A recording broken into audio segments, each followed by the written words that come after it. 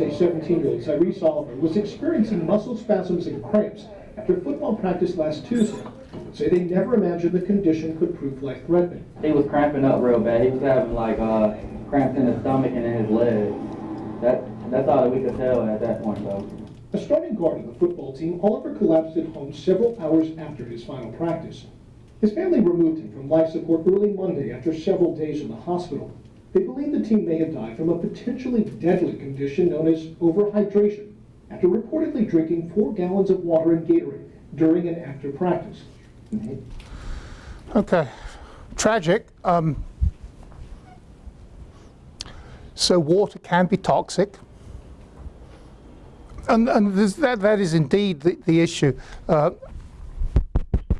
We coming through? Yeah. So that is indeed the issue. You can drink too much water. People don't usually die of dehydration after an athletic event, but they often die of die of drinking too much fluid. So any questions about? And there are several tragic cases where this has happened. Okay. Okay.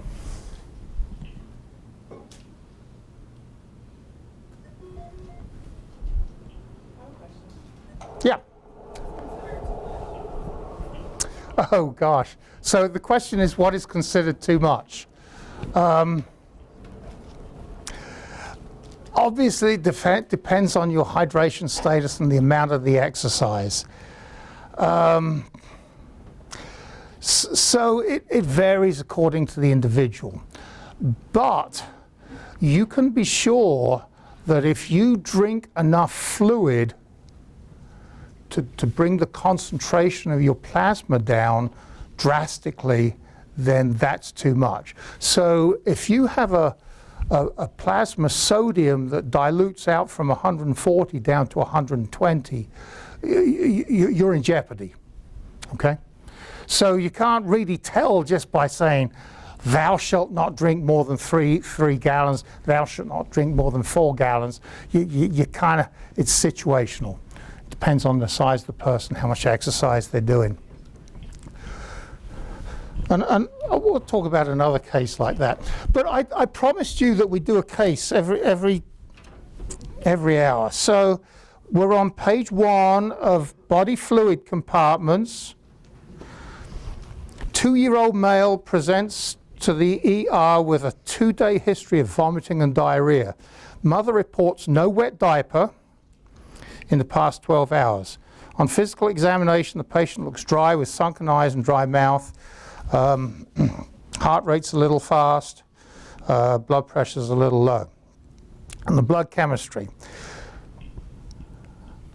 What I would like to point out, kind of a no-brainer, this guy's dehydrated. I mean, all the signs say that he's dehydrated. So we know he's dehydrated. So let's look at these. Let's just focus on the sodium. Why? Yes, ma'am. Can you say which one is the value next to it? His value and normal is under it? Okay. Oh, okay, thank you. So Morgan asked me to explain what's normal. What I do, I always put the normals in parentheses. And so that's a normal range. So sodium, the normal range in this particular lab, is 136 to 146. It may vary in other labs, but it's always pretty close to that. So 121 is clearly way below what it should be. So somebody help me explain why the sodium's low. And you know, dehydration won't do the trick, okay? Because we know he's dehydrated. So is low sodium a hallmark of dehydration?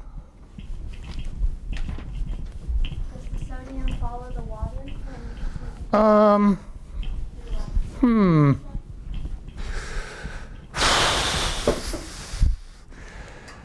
Good try, I'm not going to take it. And if it was Jeopardy, you did phrase it as a question, didn't you? Wow.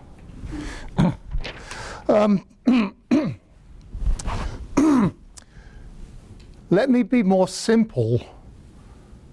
It looks like we've lost more sodium in proportion to water.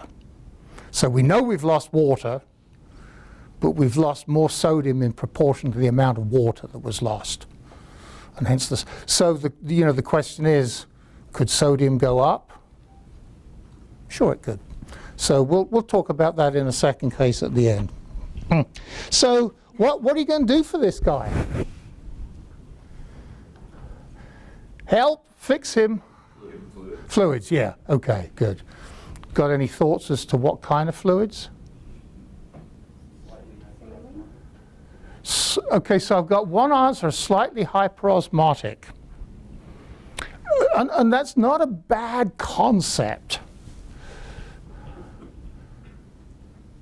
Normally you give normal saline in this particular case, which is isosmotic. Well, wait a minute now. It's isosmotic to you and it's isosmotic to me, but it's actually hyperosmotic to him, so he got a correct answer. Did I get too obscure on that? No? Okay. So that's meritorious. You kind of lucked out, didn't you? Oh, you've already got food. You don't need more food, do you? You kind of lucked out, but you got the right answer, but maybe you weren't totally sure why. Okay. Is that terribly insulting? A little bit. Really?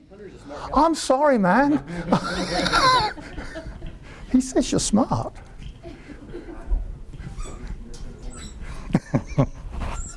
Okay. All right, let's flip the page. So what we're going to do now is we're going to consider compartment volumes. We think about body compartments in terms of fluid distribution. So remember, I'm a physiologist, so I'm going to draw a standard man.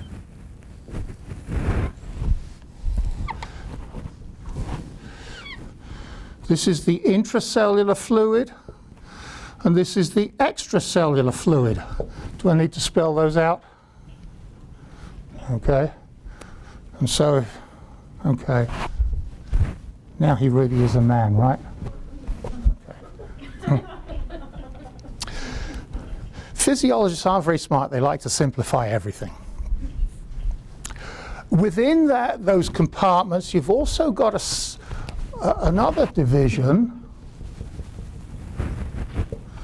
like so. I like to use red for blood. You got that? Yeah. So this would be the plasma, this would be the interstitial fluid, and this is the extracellular fluid. Don't get confused. Plasma is part of the extracellular fluid, okay?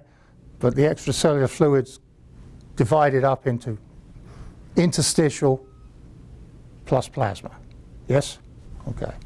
So first, before we deal with that, we should probably talk a little bit about balance, and I've generated some figures there. But the point is that what goes in must come out. So in this particular case, this person drank, or at least this person took in 2,300 mils and then got rid of 2,300 mils. But it's not all via kidney, it's not all via drinking. Metabolic water. You know that in the desert that there are some animals that can live without drinking water at all, because you can actually generate water from metabolism. And you know, when I did biochemistry 100 years ago,